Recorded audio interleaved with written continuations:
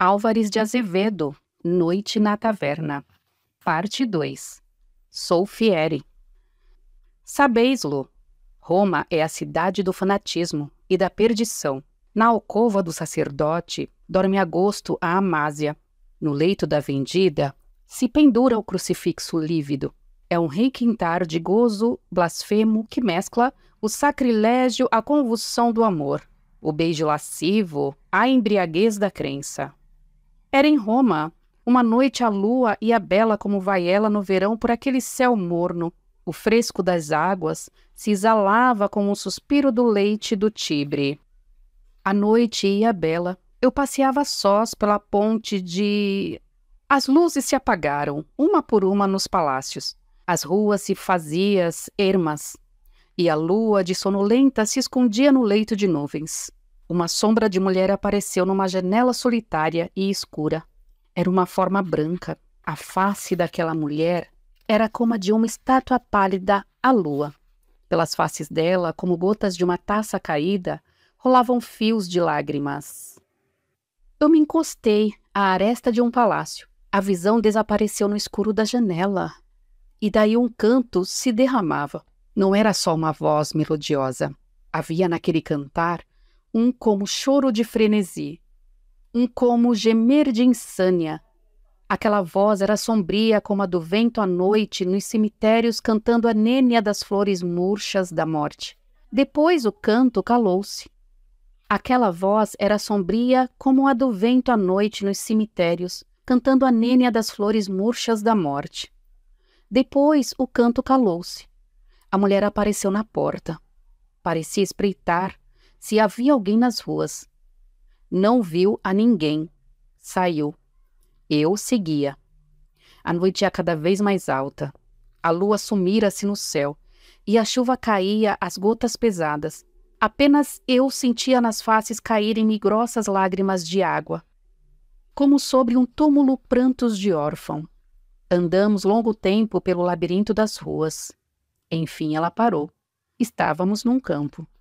Aqui e ali, além eram cruzes que se erguiam de entre o ervaçal. Ela ajoelhou-se. Parecia soluçar. Em torno dela passavam as aves da noite. Não sei se adormeci. Sei apenas que quando amanheceu, achei-me a sós no cemitério. Contudo, a criatura pálida não fora uma ilusão. As urzes, as cicutas do Campo Santo estavam quebradas junto a uma cruz. O frio da noite, aquele sono dormido à chuva, causaram-me uma febre. No meu delírio passava e repassava aquela brancura de mulher. Gemiam aqueles soluços e todo aquele devaneio se perdia num canto suavíssimo. Um ano depois voltei a Roma. Nos beijos das mulheres nada me saciava. No sono da saciedade me vinha aquela visão.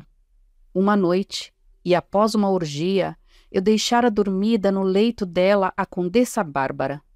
Dei o último olhar àquela forma nua e adormecida, com a febre nas faces e a lascívia nos lábios úmidos, gemendo ainda nos sonhos como na agonia voluptuosa do amor. Saí. Não sei se a noite era límpida ou negra. Sei apenas que a cabeça me escaldava de embriaguez. As taças tinham ficado vazias na mesa. Nos lábios daquela criatura, eu bebera até a última gota, o vinho do deleite.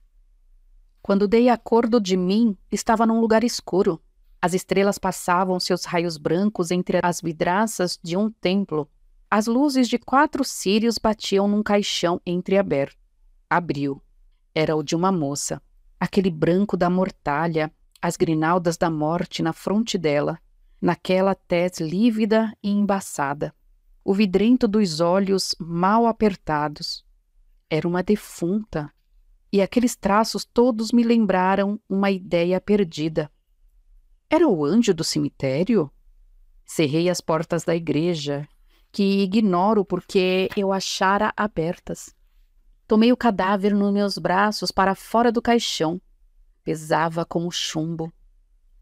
Sabeis a história de Maria Stuart, degolada, e o algoz do cadáver sem cabeça e o homem sem coração, como a conta Bantromé? Foi uma ideia singular a que eu tive. Tomei-a no colo. Preguei-lhe 1000 beijos nos lábios. Ela era bela assim. Rasguei-lhe o sudário, despi-lhe o véu e a capela, como o noivo as despe a noiva. Era uma forma puríssima. Meus sonhos nunca me tinham evocado uma estátua tão perfeita. Era mesmo uma estátua. Tão branca era ela.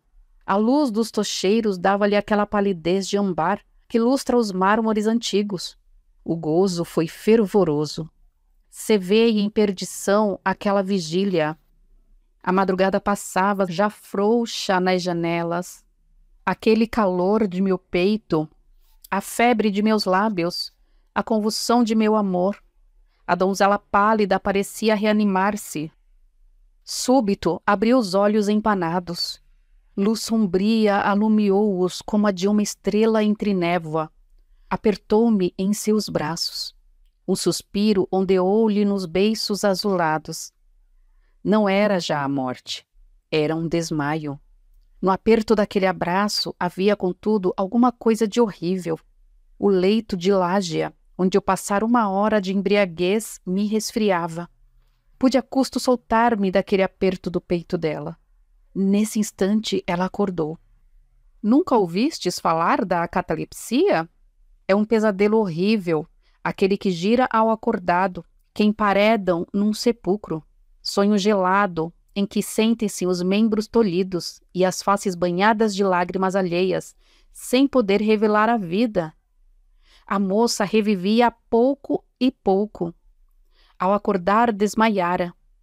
Embucei-me na capa e tomei-a nos braços, coberta com seu sudário como uma criança.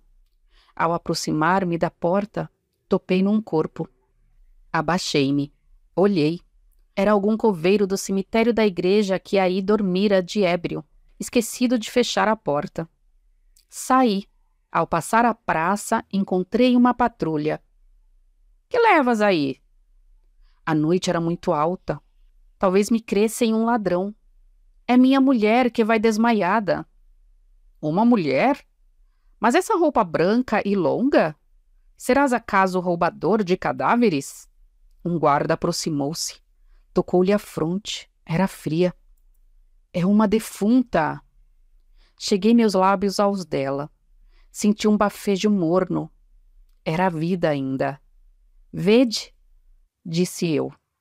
O guarda chegou-lhe os lábios. Os beiços ásperos roçaram pelos da moça. Se eu sentisse o estalar de um beijo, o punhal já estava nu em minhas mãos frias. Boa noite, moço.